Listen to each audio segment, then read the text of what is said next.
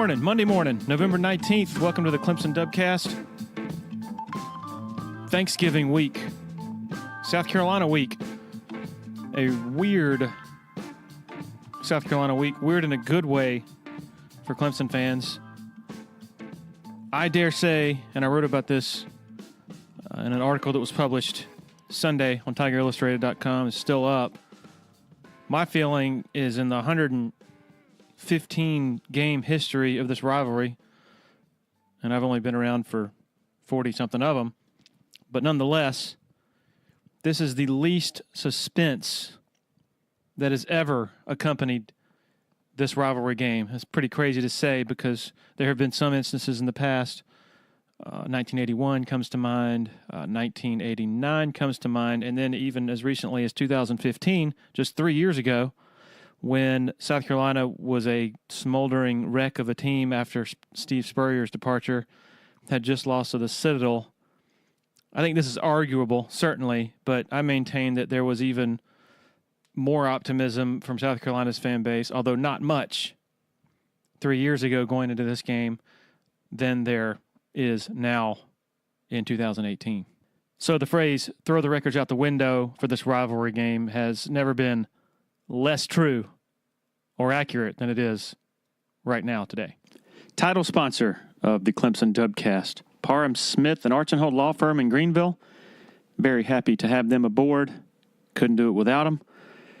Blake Smith and Brooke Archenhold, both Clemson grads, both huge fans.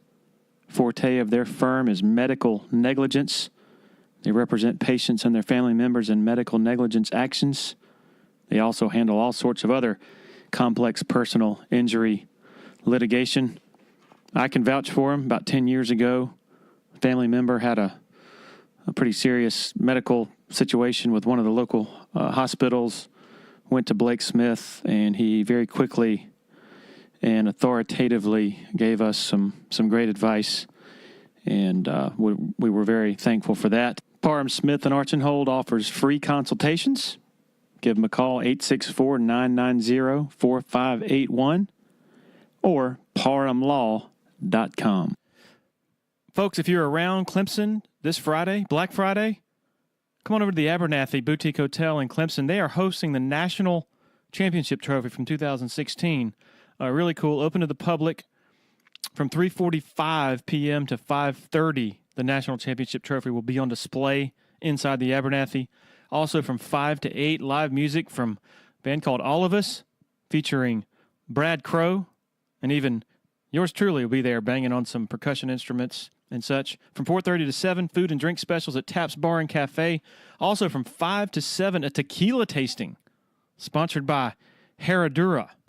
Also Saturday, as usual, there will be a tailgate outside the Abernathy before the South Carolina game. But come on over Friday. Check it out. You can learn more about the Abernathy by going to theabernathy.com. Okay, let's get to part 2 of our conversation with Ron Morris. Thank you, everyone, for all the kind words and support that you extended to Ron as he goes through his battle with addiction. I am passing those prayers and words of support along to him, and it really means a lot. It's really helpful. So here we go, part 2 with Ron Morris.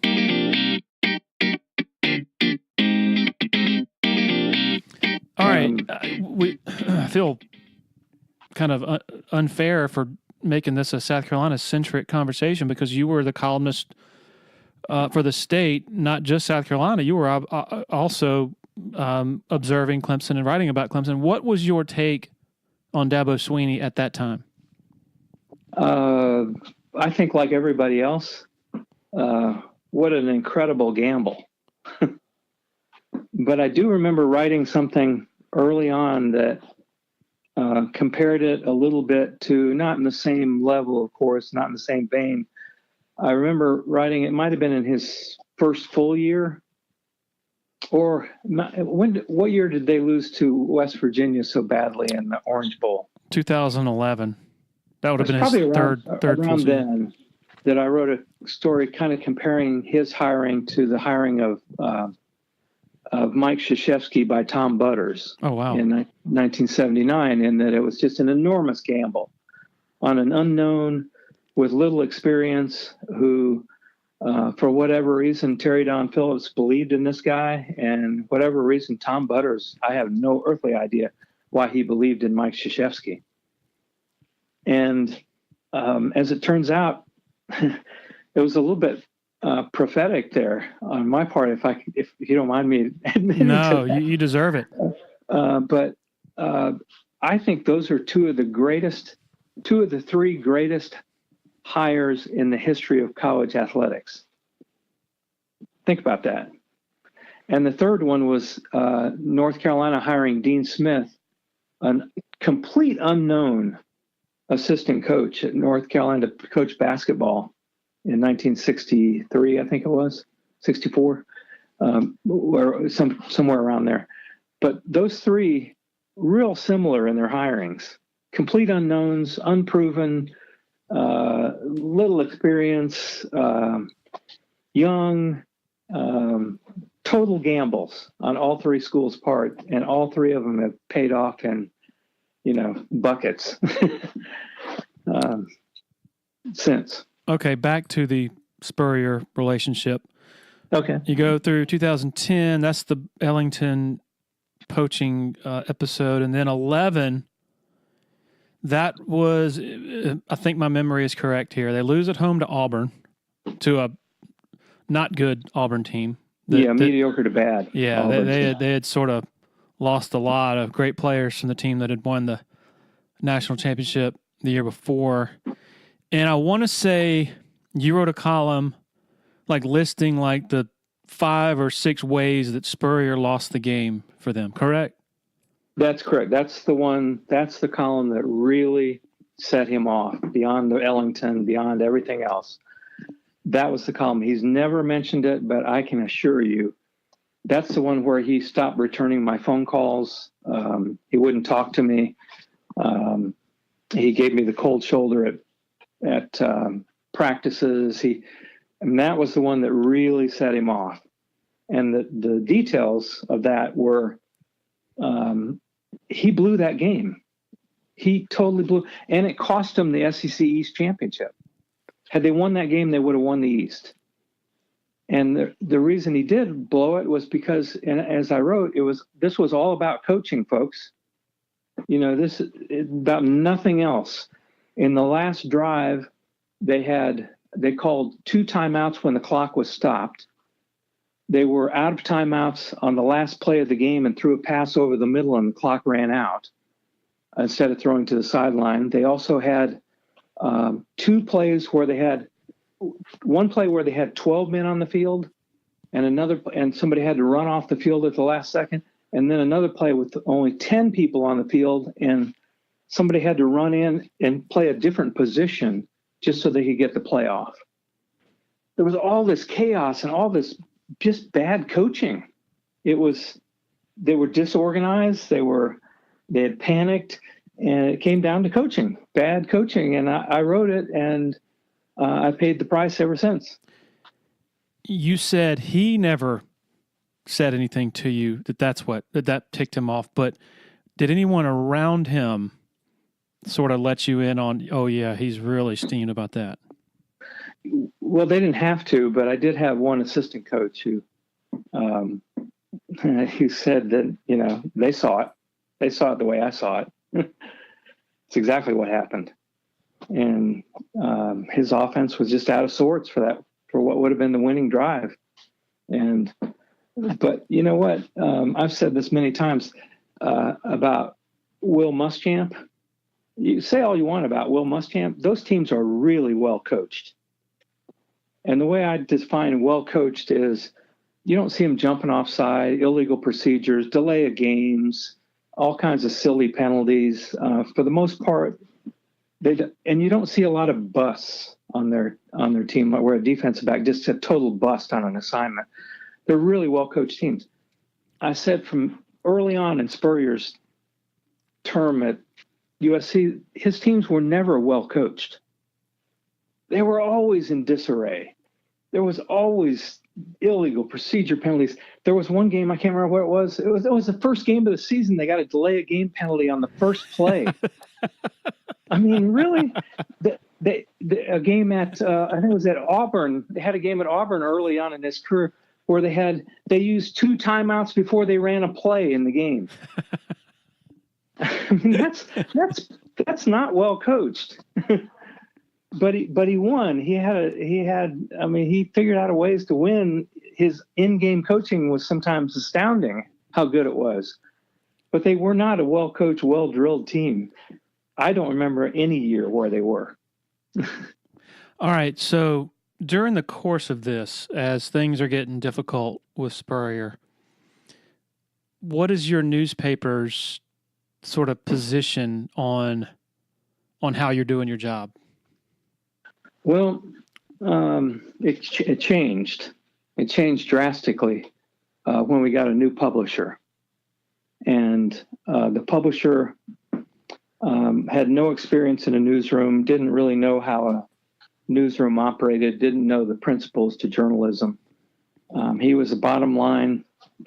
We need to make money. Criticism of the local team we've had advertisers threaten to quit advertising. Subscribers are threatening to quit.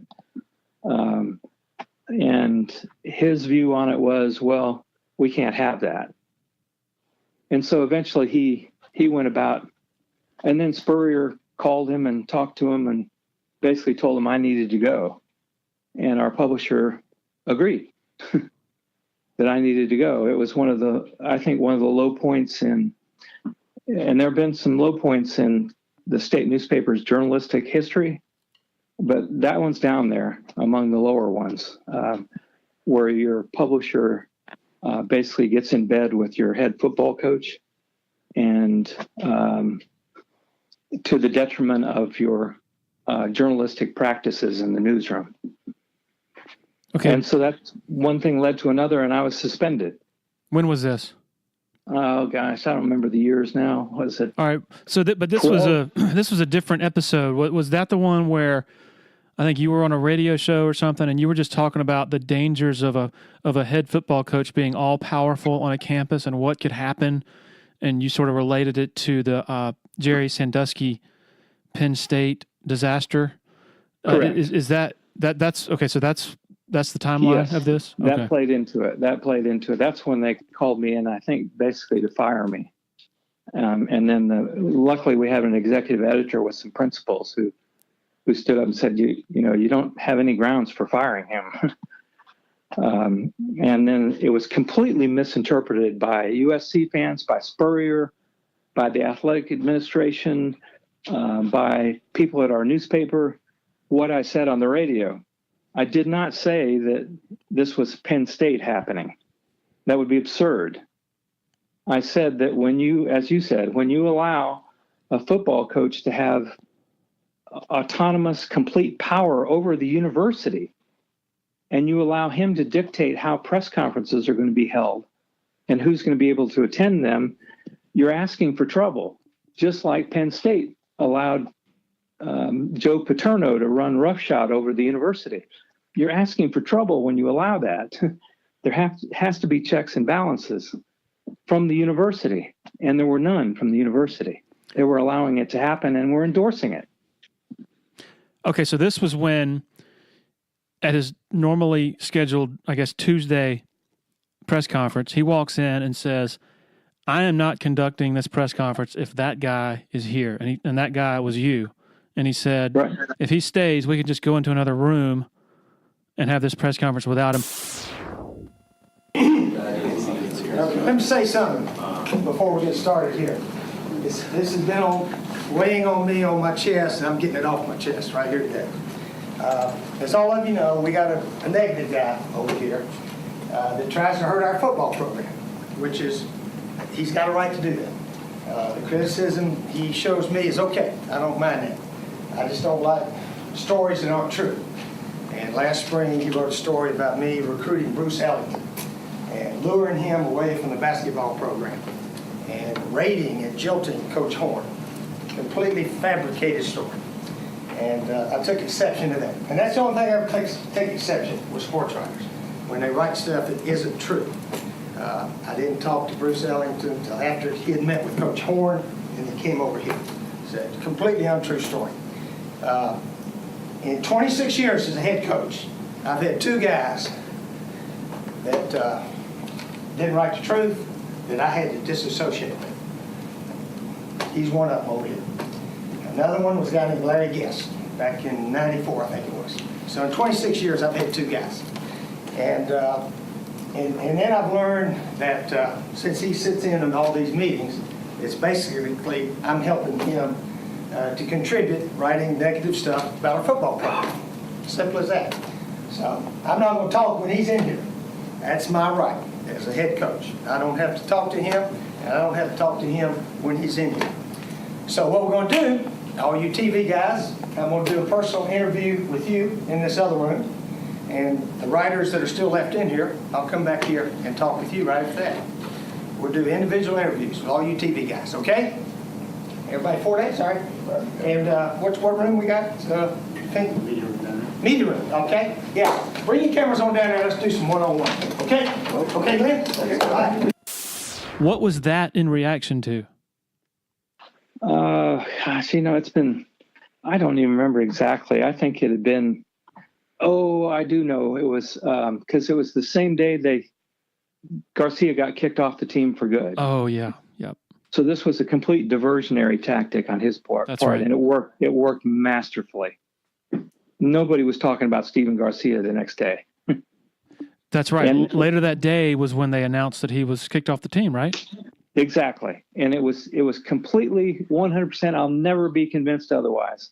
He went after me that day for the sole reason of diverting attention from what was going to happen with Garcia. Go ahead. I'm sorry. I hate to say it, and I know people are going to probably cringe among your Clemson faithful and conservatives around the country, but boy, doesn't this sound familiar to what's happening in Washington? Fake news. I'm not going to allow him in my press conference. Gosh, it just sounds real familiar to me. You said people at South Carolina supported him. Who specifically are you talking about? The athletic administration. Which would have been, was that still Hyman?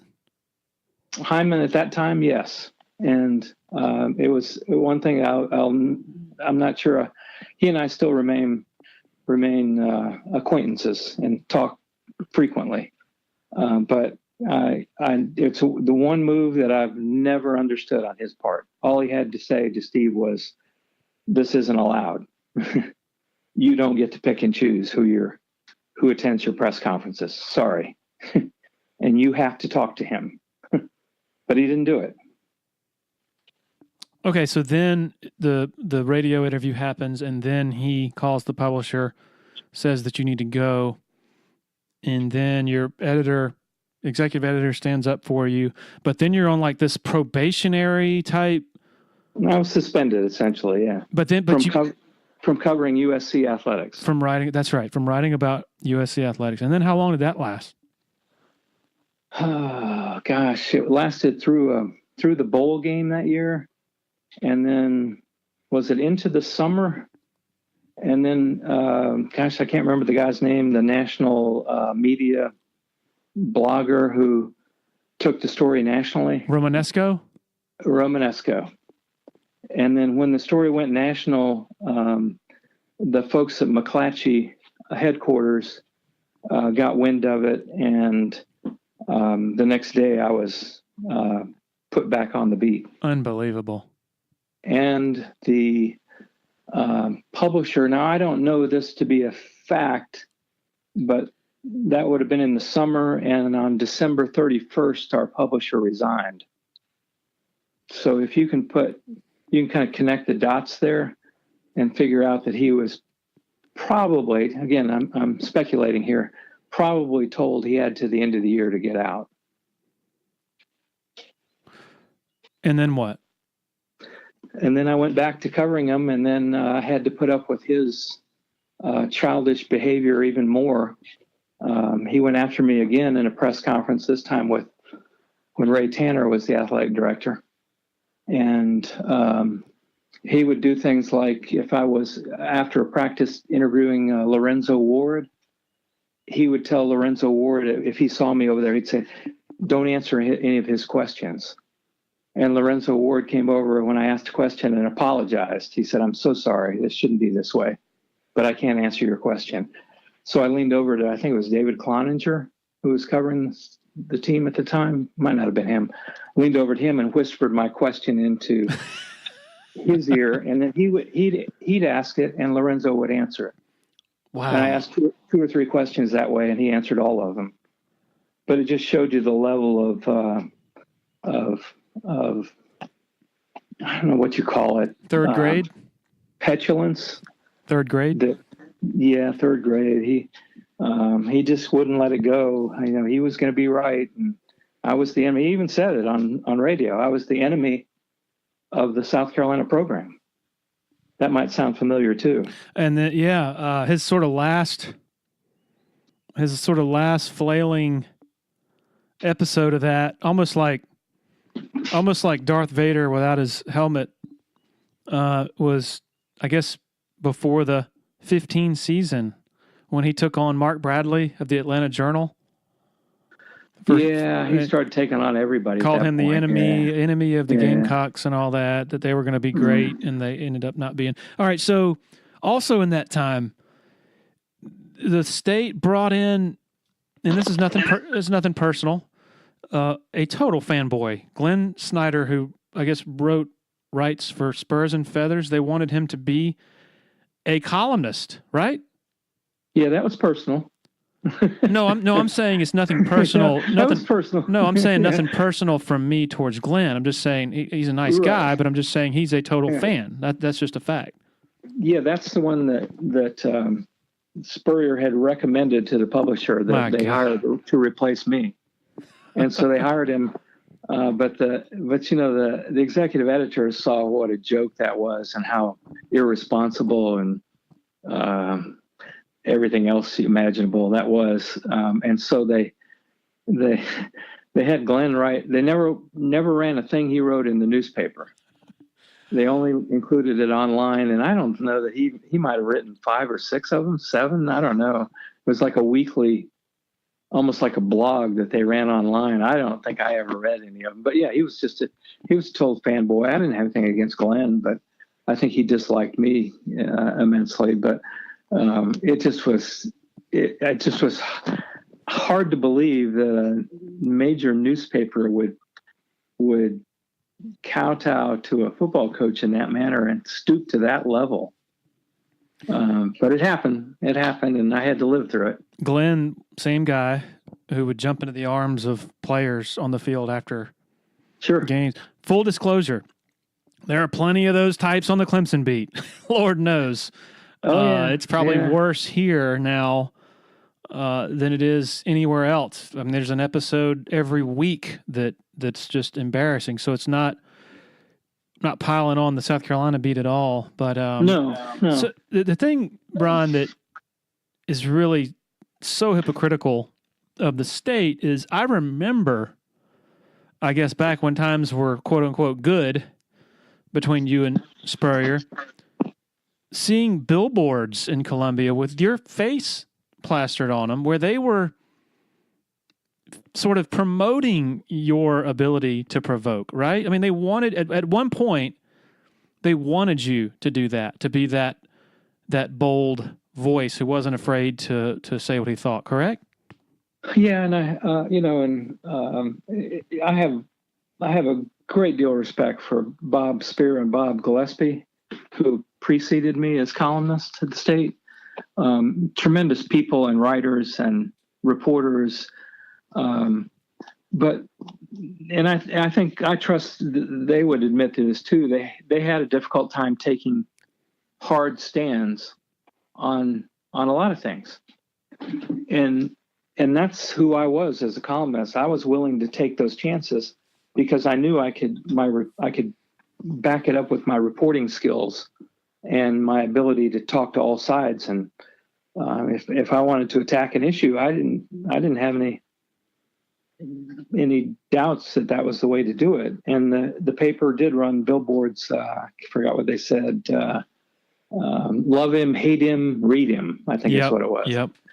And probably in retrospect, I bet they wish they hadn't done that. But at the time, it made a lot of sense. You have a new columnist who's,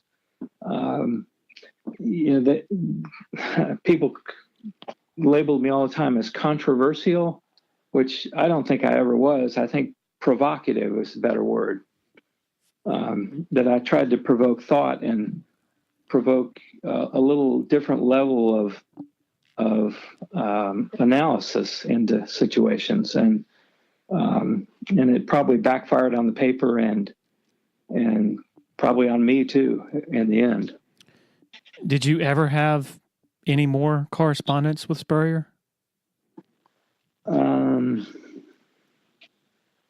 No. Still haven't? No, heavens no. Although I did read in his book, I just flipped to the chapter to see what he said about me. And he had two statements in that one paragraph that were just incorrect, just not true. Which I found interesting, that the writer never called me to verify these things, but it's called shoddy reporting. But I did his after South Carolina beat Florida. Was it Muschamp's last game? Was he fired after that game, or did they wait till the end of the season? When South Carolina blocked the punt and kicked the winning field goal. I don't remember what year that was. Yeah, I can't remember either. And Muschamp was fired. After that game, Steve's wife Jerry approached me as I was going back up from the field up to the press box, waiting at the elevator. She approached me and thanked me for being good to Steve during difficult times. Wow. Because they weren't playing. And I looked at her like, are you out of your mind? What the heck? This is your husband who basically tried to destroy me, my career, and my family for the last 5 years. And I'm supposed to accept an apology from you? Yeah, it was mind-blowing. I didn't even say anything. I just looked at her and shook my head and walked away. Are there people now at South Carolina who were sort of entrenched back then on Spurrier's side who now say, you know what, Ron, you were right? I don't know because I'm not around it enough to know. I don't keep in touch with people like that, people over there, that as much as I used to, certainly. So I don't know. I don't know if there are or not. I know there are, from reading message boards and hearing people on the radio, boy, it sure seems like there are a lot of fans who won't say that directly, but I think they're starting to realize that, what did he really do for them? Well, other than quit and send them 6 to 7 years behind other programs in the area. And he buried that program. And, when Clemson beats the snot out of them again this year, how many years straight will that be? 5. All 5 of those losses should be on Spurrier's record. Those aren't Muschamp losses. Those are Spurrier losses. And when they got crushed, was that 2 years ago or last year? Both years. Both years, yeah. I mean, both times after watching the game, I said, I feel bad for Muschamp. He won't say it, but those losses are on Spurrier, folks. He buried that program, not Muschamp. Ron. And what did he win? What did he win at South Carolina? Well, this is a guy who boasted of winning championships for them. Well, Gene Sapakoff recently, a couple of weeks ago, wrote a very good column. The premise was Muschamp is haunted by the two Spurriers. One Spurrier that won 11 games 3 years in a row, something that might not ever be done again there. I would say probably never be done again there. So you're raising the expectations of your successor. And the other Spurrier is the one that fell asleep at the wheel in recruiting and left him with a wreck of a roster talent-wise. Then you have to deal with Clemson, Georgia, your two main rivals in your state and in your division. That is, I mean, so you could have, I mean, I'm not sure Kirby Smart or any other coach who right now is regarded highly as a coach would be doing any better than what Muschamp is doing. I'd be surprised. I really think he's an exceptional coach. I think he's getting, if there's a percentage above 100, he's getting that out of his team.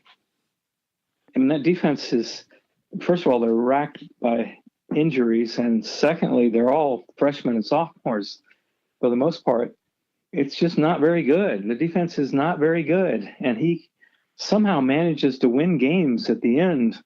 Their offense is okay, and times they look pretty good, but he doesn't have a whole lot of talent on offense either. Really, he's got a couple nice receivers, but Clemson's got a boat full of those. I would be totally on board with you on the Muschamp thing. I'm partially on board, and partially because his DNA is defense. Yes. And he has never really seemed to totally figure out what he wants to do on offense. And that includes his tenure at Florida. Is that fair? I think that's fair, but I think here he's made a couple moves to try and correct that. He hired a new offensive coordinator this year. And I don't know this because I'm not close enough to it, but I sense that the coordinator and his assistants are really running the offense. And that Muschamp has turned it over to them to say, you guys know what you're doing, do it. And on defense, he made the calculated move of the only way we're going to be any good on defense is to go with these young guys and hope in 3 to 4 years that they'll be really good on defense, which they probably will be. But in the meantime, he's sacrificing. He's holding it together with, I don't know what, duct tape, basically. It's just, I think winning 9 games last year, and they won a few that maybe they shouldn't have won, and they won a few they shouldn't have won this year probably, but give them credit for that. They won 9 games last year with a not very good team. And they won how many this year? 5, or are they up to 6 yet? 5. Yeah, 5. 5 with a not very good team. So I give him full credit. I think he's done a heck of a job. And for people who want him out right now, like a lot of USC fans seem to think, if you go back and look at where he is now, where Spurrier's program was at the same time, almost identical. Really close. And Spurrier did not have to deal with the monster in the upstate, nor the monster in Athens. No. And Spurrier did get a few years there. The same thing Muschamp's getting right now that they're not taking advantage of is I get a kick out of when they say the SEC is such a strong football conference. Well, you're talking about the West. Right. Because the SEC East is no better than either of the ACC divisions. Business owners out there, if you own a business that accepts credit cards, you need to listen up. Tandem Payment, based right here in the upstate, run by Clemson folks, is changing the face of payment processing, quickly becoming the most cost-effective solution for all small businesses. Tandem's program saves you up to 90% on processing charges and gives your customers what they love most, choices. This is not some crazy introductory offer. Tandem's technology allows business owners to offset their credit card processing costs by applying a small customer service charge to each sale they make. If you want to know more, visit tandempayment.com today. Former Tiger Hot Rod McDowell works over there at Tandem Payment. They handle all their business and customer service face-to-face. So give them a call, 864-672-1570, if you're tired of spending an arm and a leg on all those credit card processing fees. Ron, I've been following this rivalry since, I guess, as far back as I can remember, which would be the late 70s, early 80s. Uh-huh. This is the first time ever, I would argue, in the rivalry's history that South Carolina's fan base almost unanimously thinks they have no shot. Yeah, I heard that argument on the radio the other day. They were talking about whether there had ever been a game in the series where one team did not think they had a chance, any chance whatsoever. And nobody could, Tommy Moody, who's been around for a long, long time, he could not recall a time. It is kind of odd. I want South Carolina to do well. I live in Columbia. I want them to do really well in all sports. And it's a little disheartening to watch. It's hard to watch. It's sad, the differences in the programs. And again, I know it's me talking about Spurrier, but I pin every single bit of it on Steve Spurrier. Ron, a lot of, I guess, people outside this business believe that a lot of media personalities, columnists, that they take a lot of satisfaction out of being sort of the sensation and creating a lot of strife. And like in your position when you were going back and forth with Spurrier, I've talked about this with you, and you've mentioned him trying to destroy your family and all that. I would assume that with you, that was in no way true, that you were taking some sort of delight out of being the lightning rod, I guess, for lack of a better term. Oh, I can assure you there was no delight in what I went through. I wouldn't wish that on anybody.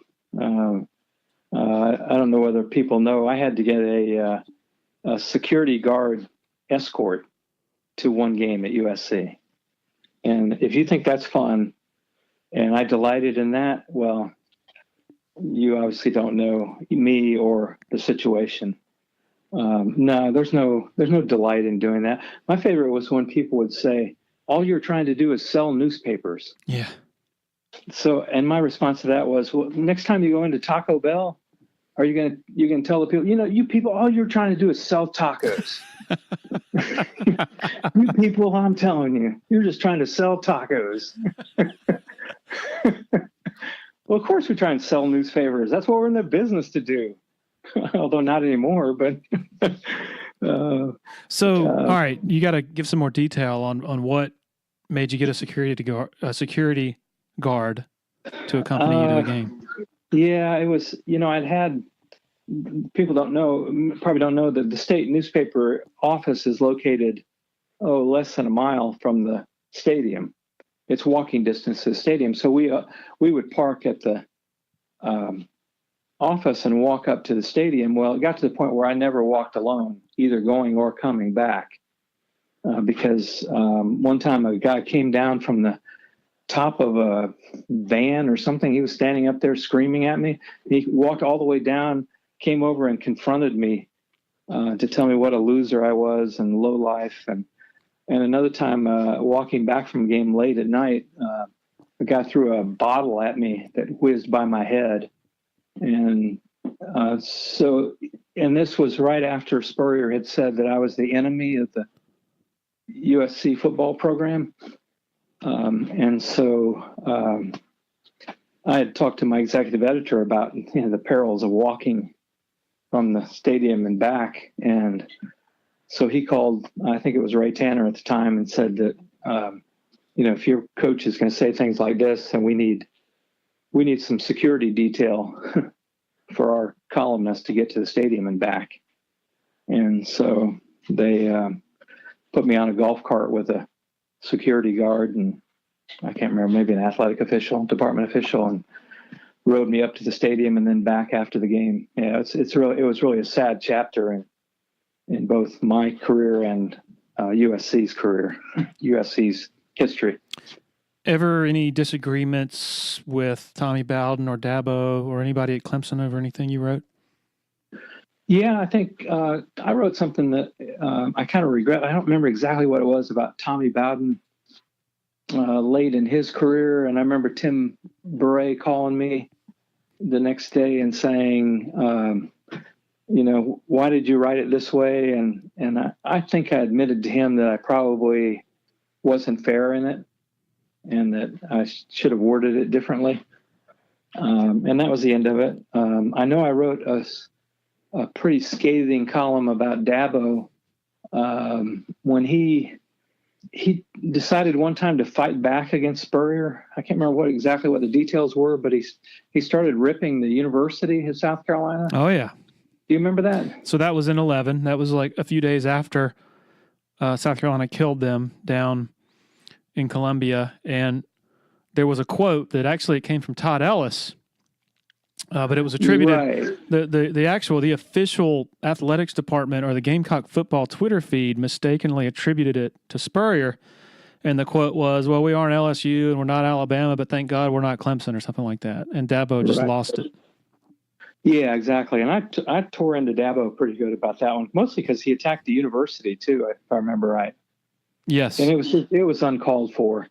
But I never heard anything from Dabo or Tim or anybody. So my always guess on it was they probably recognized that Dabo was out of line and that I was probably right in my criticism of him. That was just my guess. And I've always had a really good working relationship with Tommy Bowden and with Dabo that I know of. What is and I should mention also a good working relationship with just about every assistant football coach at South Carolina when I was there, and with almost all of the athletic administration, and with I'm pretty safe in saying every other coach in every other sport. There was only one that I didn't get along with. What's your take on this monster that Dabo has built? I mean, it's crazy. They are barreling toward a fourth straight playoff appearance, and it really feels like there's no end in sight, just given how many talented young players they have.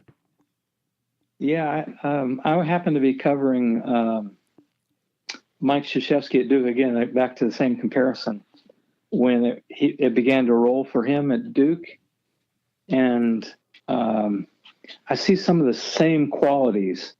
I think Dabo was even a little more advanced than Mike Krzyzewski in his dealing with the media. But boy, when it comes to Mike Krzyzewski built that program on building relationships with his players and with the community, with his administration. And gosh, aren't we seeing the same thing with Dabo? He's a master at building communication and relationships with people all the way across the board. And to me, Krzyzewski was kind of a trailblazer in that respect. And Dabo is just kind of carrying the flag now for the new wave and the future wave of coaches, and how they're you don't necessarily build programs around, now it's important around building around talent and recruiting, but you also build it through having just a decency and a caring for other people that permeates the program. Am I way off base on that? No, you're right on base. And again, I'm watching from afar a little bit, but gosh, when you hear Dabo talk, have you ever heard him criticize a player publicly, an athlete? Well, he has his way of doing it. He does. Sure. He does every now and then, but it's warranted when he does. Right. He surely sticks up for him a heck of a lot more than he criticizes him. The irony, Ron, of this is his predecessor was someone who, when he came to Clemson, Tommy Bowden, of course, mm-hmm. fans thought they were getting another Bobby Bowden. Folksy homespun, a guy who can, fits at Clemson. The reality is he was not anything close to his father in the way he carried himself. And then here comes Dabo, and Dabo is that guy. I mean, I've argued that recently that Dabo is the modern day version of Bobby Bowden. Yeah, I think he's beyond that, because don't forget, I think Bowden, Florida State was on probation either 3 or 4 times under Bowden. Right. And You can't look past that, although people do. And I think there's just Dabo's much more sincere than Bobby Bowden. I got to cover Bobby Bowden in Tallahassee, and tremendous person and coach and everything else. But I think there's a whole nother level of sincerity with Dabo that maybe didn't exist with Bobby Bowden. Great little anecdote. A couple of weeks ago, or I guess a month ago, we did a series of articles sort of commemorating Dabo's 10-year anniversary of taking over as coach. And so he sort of provided me with a tour of the McFadden building, which was the old football offices back then in 2008, sort of where he was, what he was thinking, retracing his steps on that day that Bowden was out and he was in. Mm-hmm. And we go into Dan Radakovich's office, that was Tommy Bowden's office then, and the office that's the office that Dabo moved into the week that he became the interim head coach. Dan pulls open his top desk drawer and says, "Hey, look at this." Dabo had carved his name into the bottom of that. Well, not carved it. He wrote it with a pen. To the bottom, it just says Dabo at the bottom of the drawer. And what a powerful thing! And Dabo laughed when Radakovich showed it to us. He said, "I left my mark," and it's sort of like the bigger picture there. The powerful takeaway is he was going to let people know he was there one way or the other. Yeah. Really cool. Yeah, it is. That is a really cool story. I do want to say one thing about Tommy Bowden, that if you look back on his years there, he did a really nice job there. Yep. He built a pretty solid program. I don't think he had the resources, obviously not that they have now, and I don't think that there was the commitment to it, obviously there is now. And also, his flaw was that he just could not push him over the top, and for whatever reason. But to demean him in any way, I think is just really misguided. I think he did a really solid job under the circumstances, and they were a good program, not a great program, just a good program. Hey, and he hired Dabo Swinney. Yeah. He gives him full credit for that. That was not a conventional decision that Tommy made, because Dabo had been out of coaching. Okay, number one, he had his last coaching stop, his only coaching stop was with a disgraced coaching staff at Alabama under Mike DeBose that had committed violations, okay?